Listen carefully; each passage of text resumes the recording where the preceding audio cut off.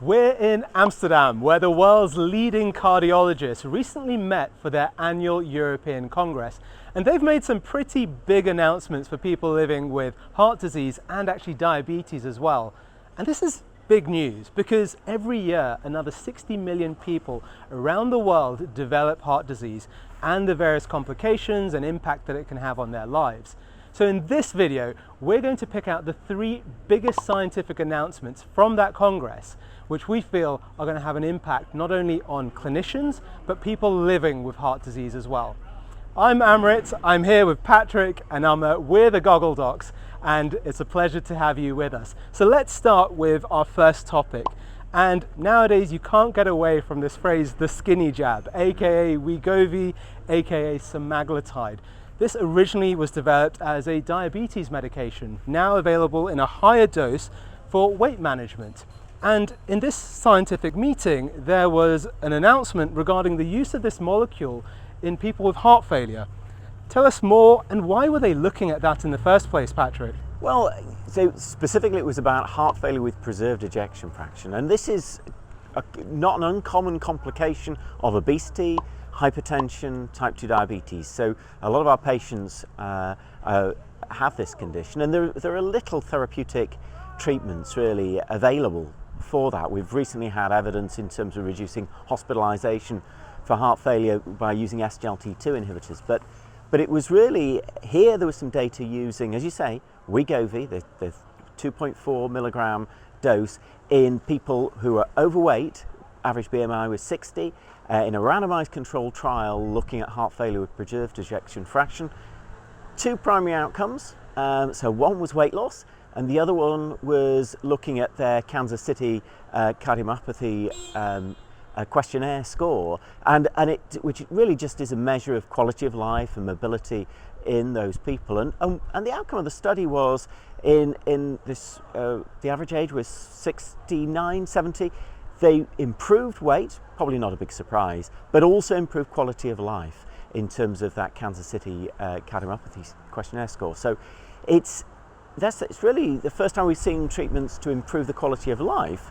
And again, I suppose we're left with this question: is it weight loss? Is it the GLP-1 itself? As far as I'm concerned, I don't think it really matters. Because we've got something to work. What we really probably need is another experiment just to convince us it's definitely true, because that's just one study. But I don't know what your thoughts were. So Patrick, I agree. For me, really, I guess the interesting is a bit about what is causing this improvement. It's symptoms. It's a symptom score, isn't it? So it's about KCCQ and how the patient feels. And we know that weight loss will contribute a lot to that. We know that weight loss is, people with obesity from a large number of people who do have HFpEF. And weight loss is associated with a number of key improvements in a lot of those symptoms. On top of that, they did look at some mechanistic aspects in terms of NT-proBNP and high sensitivity CRP, and they showed that improved. But we know obesity and reduction in weight also does improve that. So for me, I think it's very much weight loss. The key thing is that weight loss and reversing the effects of obesity in people with a number of chronic conditions, including heart failure, especially HFpEF, is the way to go forward. And how you do that, be it through diet, lifestyle, weight management in terms of bariatric surgery, or GLP-1 and high-strength GLP-1 molecules, that's really what I kind of gleaned from this. And I was quite intrigued because I looked at it from a bariatric and a weight loss perspective. If it's just weight loss, do we have any data looking at bariatric surgery? Because that's the kind of closest or more improved than the GLP-1 therapies that we have. And there isn't really much data on heart failure outcomes with bariatric surgery. There's a bit about HFrEF and some improvements, but not really much on HFpEF. And I think that's the key thing. That's a key evidence gap, really, that we need to look at. And some of the trials that have been done in bariatric surgery need to look at this as an outcome, because I think it'd be really interesting to put this trial, HFpEF, in perspective when you look at weight loss as well. So for me, that's an interesting thing. And one little thing to mention, you mentioned BMI of 60, it's actually BMI of 36, wasn't it, or so? Oh yeah, BMI of 30, age 69. BMI over 30 was everything, so, the inclusion criteria, yes. Yeah.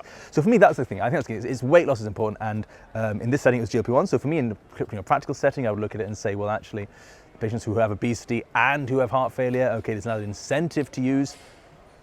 But it wouldn't necessarily be, for me, I mean, even the breadth and the significance of that KCCQ score improvement, I need to know if it's just weight loss or if it's more, and I don't have enough based on this. One question, just to wrap up this sort of area, and it's just coming back to you about weight loss in people who've got heart failure with preserved ejection fraction, perhaps a little bit older, concerns about muscle loss.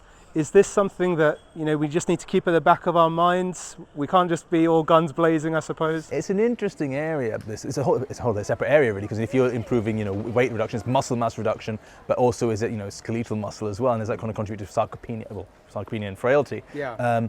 And to be honest, the evidence is limited in that. There's some data suggesting maybe it doesn't quite affect. I mean, some of the newer molecules don't quite affect that that side of things. But I think it is something important. Also bear in mind that heart failure itself contributes to frailty and worsening frailty. So if you can improve the heart failure, then can you improve that frailty status? And this is an interesting area. Again, with SGLT2 inhibitors, there's some area of interest in that and some data. But again, GLP-1s, that's the next stage. And there's some new molecules looking at preserving skeletal muscle as well. So stay tuned. There'll be a lot more we talk about this, but it's an interesting topic.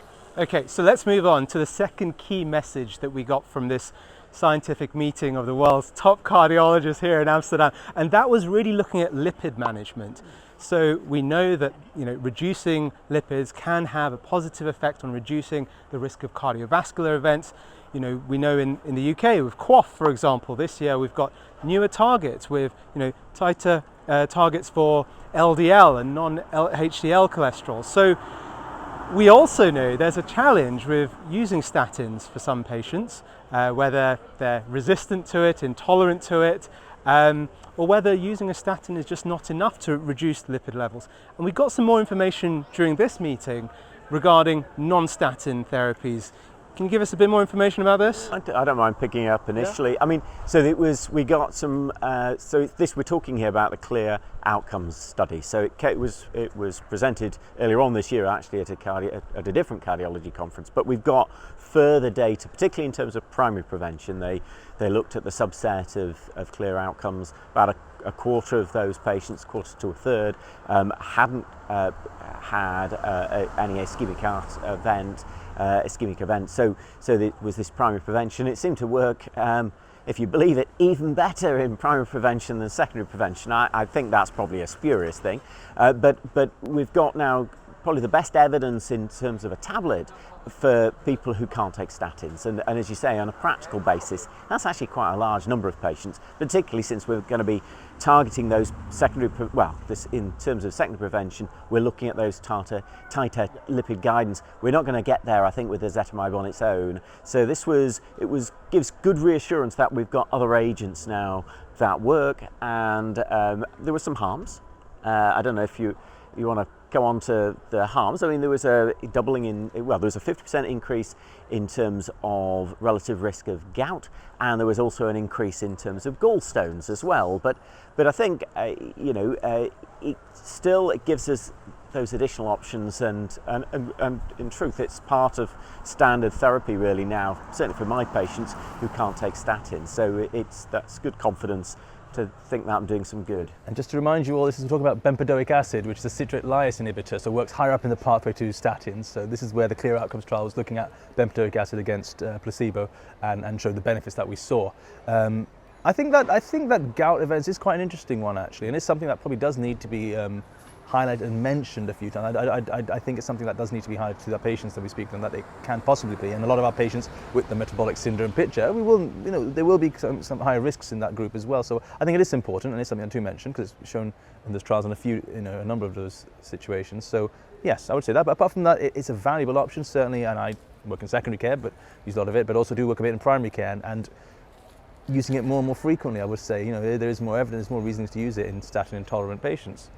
What that means, I guess, is an interesting one. Statin intolerance, what does that mean? Because is it that the patient just doesn't want to take it? Is it because of symptoms biochemically, or is it because of reading the Daily Mail? What's the reason? All of those. Basically anybody who can't take a statin, okay, I think is in my mind. But this, as we say, with bempedoic acid now, we've probably got the best evidence outside of statins in that tablet. So better evidence than we have for ezetimibe, which people are probably more confident at using, but maybe we need to be more confident at using agents like bempedoic acid now. Fine. Anything else from the lipid field that we just need to include in this second section of our video? I guess there's a brief thing about LP-little-a, so lipoprotein A, which is I guess it's something that's not, it's used in practice, used by a lot of our lipidologists and our chemical pathologists, but perhaps not so much in primary care, and perhaps even as secondary care. I don't use it really either. But generally it's coming, and there's a lot of things. It's looking at LPA, which is perhaps a subset of the whole LDL kind of bad cholesterol kind of molecules, and it's perhaps looking at contributes more to lifetime risk. So there was a kind of a guideline last ESC last year looking at LPA and how to utilize it in terms of risk stratification assessment of patients. And it's saying basically if your LPA scores are high, you've got high risk regardless of what your LDL is doing, so you treat them as high risk. What that means in terms of lipid lowering therapy, well, we've got a few trials coming in looking at molecules that particularly target LP-little-a. These are in phase 1 and phase 2, so perhaps not quite yet, but in a few years' time we will be having these specific targeting molecules. Apart from that, I guess we have some evidence with existing molecules as PCSK9s looking at that area. So it's kind of saying, well, perhaps not for primary care and maybe not secondary care as much as more the specialist care, but it's something that was talked a lot of in that conference, actually, something that's going to be coming. Okay, great. So let's move on to our third and final key area from this scientific meeting. And it wouldn't be a scientific meeting if they didn't discuss guidelines. And there were a number of guidelines discussed, weren't there? But in particular, an area that interests all of us is diabetes. So there's an update to the European Society's guidance on cardiovascular disease in diabetes. We won't go through all of the details, but perhaps some key areas that stood out for you guys? Well, I think one of the big changes was use of SGLT2 inhibitors using with people with a risk above 10% over 10 years. I mean, they came up with SCORED2 as a way to calculate that, which is obviously a bit different from what we're doing in the UK, but it's that similar ethos in a sense that if you've got a high cardiovascular risk, you use SGLT2 inhibitors, in this case, in preference to metformin, although in the UK, of course, we're suggesting dual therapy. But we're seeing this shift, I suppose, really, of using these treatments in terms of SGLT2 inhibitors, which were originally glucose-lowering agents, now into that sort of reducing that cardio-renal risk. Yeah. So right from the get-go, really, in terms of therapy. So yeah. And it speaks to that question that keeps on coming about, isn't it, about metformin's role. And do we start with metformin and then have an early sequential addition of SGLT2 inhibitors? And it will continue with this debate, won't it? Your thoughts? Yeah, you remember back in 2019 when the ESC guidelines in cardiovascular diabetes came out, that's when they first mentioned pushing metformin slightly to the side and saying, let's look at these molecules with better evidence for cardiovascular risk reduction. SGLTs, GLP-1s. So it's not just SGLT2s, GLP-1s are also mentioned in this guideline as well with evidence of cardiovascular risk reduction. And this just builds on that and is strengthened by kind of the evidence that we keep having about all these medications. And GLP-1s now are starting to kind of get more and more prominence in that. I think as a diabetologist, I'll never give up metformin, not from a cardiovascular point of view, but from the other multitude of effects we've seen that potentially it has, also the glycemic lowering. They do mention use it in glycemic lowering as well, but first and foremost is the cardiovascular risk reduction. And then if you want additional glycemic benefit, consider metformin.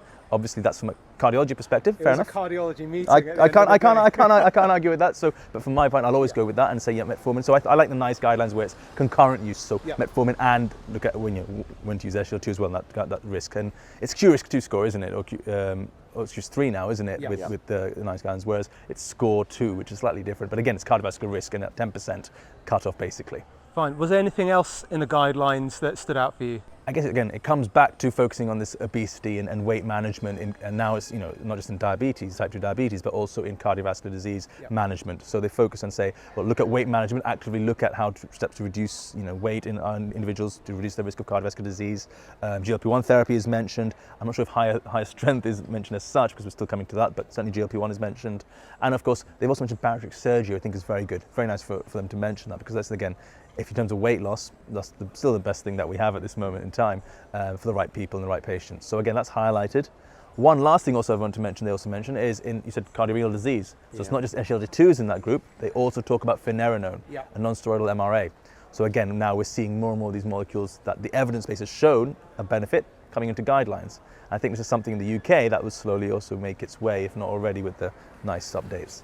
Okay, brilliant. So really touching on a wide variety of different areas, aren't they? So although it's a cardiovascular disease in diabetes, we've got a bit of obesity that comes naturally into that, CKD as well. So developing, isn't it, and expanding, multimorbidity. There we go, there we go. Brilliant. So those are the three main areas that we've covered today. So first of all, we looked at the role of Wegovy, high-dose semaglutide, in heart failure with preserved ejection fraction. Then we looked at some of the newer, perhaps novel agents, if you want to call them, non-statin agents in lipid management. And then finally, we've given you an update of the cardiovascular disease and diabetes guidance from the European Society. Any top tips you want to leave our viewers with? Maybe just one or two things to take back into their clinics, or if you're someone living with these conditions, to discuss with your clinician. I think that there's this increased focus on we've had a glucocentric approach to particularly type 2 diabetes, and then we've gone more to a cardio-renal approach. I think increasingly it's a weight-centric in terms of not just preventing complications and preventing disease progression, but now we can see not only in people with diabetes but outside in actually treating some of the symptoms of complications such as heart failure with preserved ejection fraction. And as you say, if we go to outside of a cardiology piece to that more broader multimorbidity piece, I think we can see the benefits across a spectrum of diseases increasingly, and I suppose that's a big change and a shift, paradigm shift, I suppose, in terms of how people approach managing these conditions. I think you said it all there, Patrick. Can you top that with yours? I can't top it because that's exactly what I would have taken home from it, to be honest. But I guess the other thing to say is about, again, it's about risk factor assessment, risk reduction, assessing that risk, identifying the people at risk, and using whether you use SCORE 2, whether you use CURIS 3. It's identifying that group, being aware that in such populations that we see diabetes, cardiovascular disease, obesity, we need to assess the cardiovascular risk, basically, and that's the key thing I'd say from the guidelines. So there you have it, our top 3 takeaways from this cardiology scientific meeting here in Amsterdam. We hope that was beneficial to you and interesting. If you want to carry on the discussion, please do leave some comments underneath this video, and reach out to us across our social media platforms. We're also on Twitter as well. The guys are very active on our Twitter page, or X as it's now called. But for today, that's all. We're off to discover the rest of Amsterdam, but thank you for joining us, and hope to see you again soon. Take care. Bye now.